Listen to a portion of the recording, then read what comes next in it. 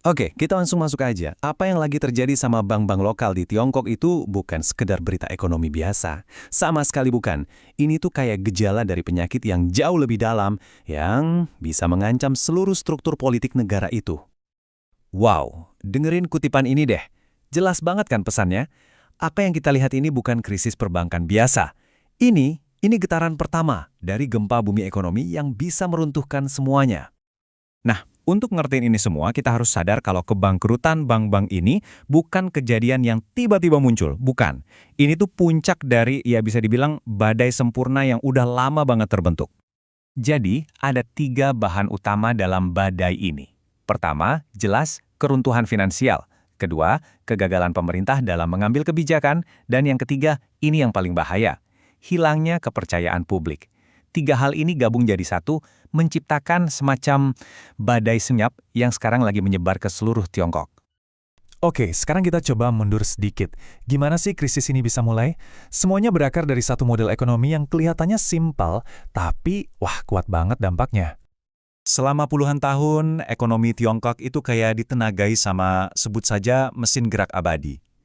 Gini cara kerjanya. Pemerintah daerah jual tanah, pengembang properti pinjam duit dari bank lokal buat bangun, harga tanah terus-terusan naik, dan siklus ini ya diulang lagi dan lagi. Dan kalau kita lihat langkah-langkahnya, ini kelihatan jenius banget kan? Pemda dapat duit, bank untung dari bunga, pengembang bisa bangun kota-kota baru.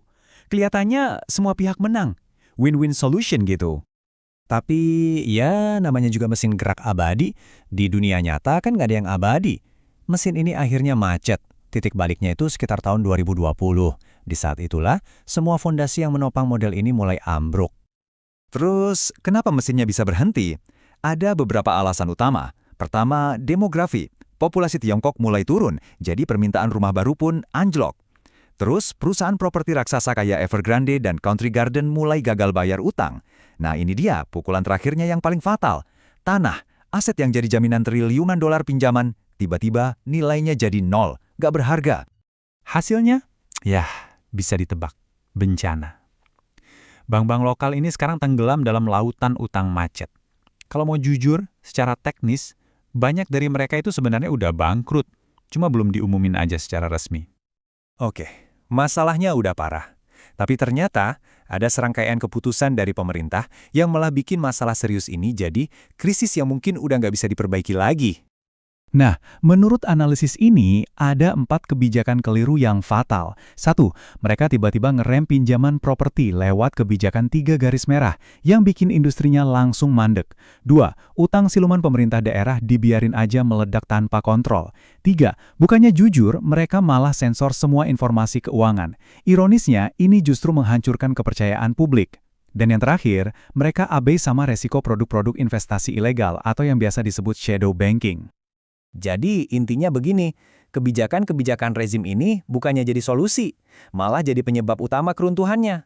Mereka bukan cuma gagal mademin api, tapi malah kayak nyiram bensin ke api yang udah nyala. Pasti banyak yang mikir, oke, kalau gitu kenapa pemerintah pusat nggak turun tangan aja? Kasih bailout beres kan? Nah, jawabannya ternyata jauh lebih rumit dari itu. Alasan nomor 1 kenapa bailout itu hampir mustahil adalah karena masalah jaminan.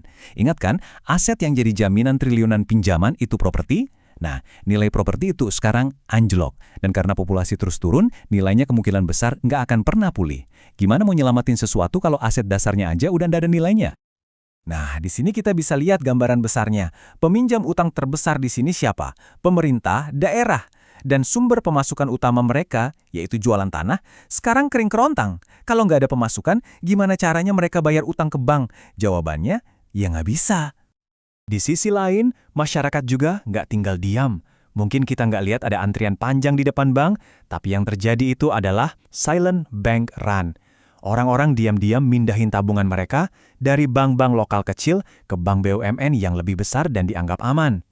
Tentu saja, ini bikin bank-bank kecil makin kehabisan uang. Jadi, pada akhirnya, masalahnya cuma satu. Skalanya terlalu besar untuk diperbaiki. Pemerintah pusat sekarang ada di posisi yang serba salah. Kalau mereka coba menyelamatkan semua bank, biayanya bakal luar biasa besar.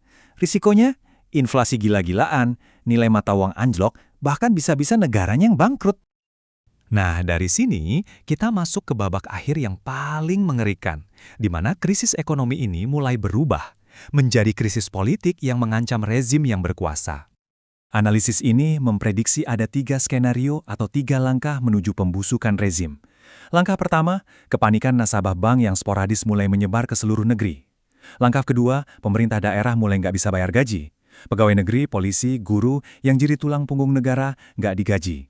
Langkah ketiga, legitimasi rezim mulai terkikis dari dalam lewat pembelotan diam-diam. Dan ini poin yang sangat penting. Ini bukan soal revolusi atau demonstrasi besar-besaran di jalan. Ancaman terbesarnya justru datang dari sesuatu yang senyap, keyakinan kolektif bahwa masa depan negara ini sudah hilang. Bahkan, analisis ini membandingkannya langsung dengan momen-momen menjelang keruntuhan Uni Soviet.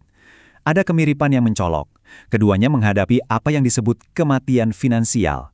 Sebuah kondisi di mana pemerintah terjebak. Mereka nggak bisa menyelamatkan sistem, nggak bisa juga mengabaikannya, dan yang pasti nggak bisa bilang yang sejujurnya ke publik. Hasil akhirnya? Ya, bisa jadi sangat mirip. Dan ini membawa kita ke kesimpulan paling tajam dari analisis ini.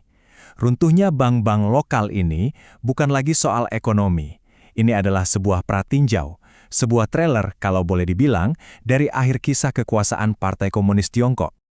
Jadi semua ini meninggalkan kita dengan satu pertanyaan besar yang menggantung. Ancaman terbesar sebuah rezim itu bukan pemberontakan, tapi keyakinan diam-diam bahwa masa depan sudah nggak ada lagi. Pertanyaannya sekarang adalah, apakah momen itu sudah tiba untuk Tiongkok?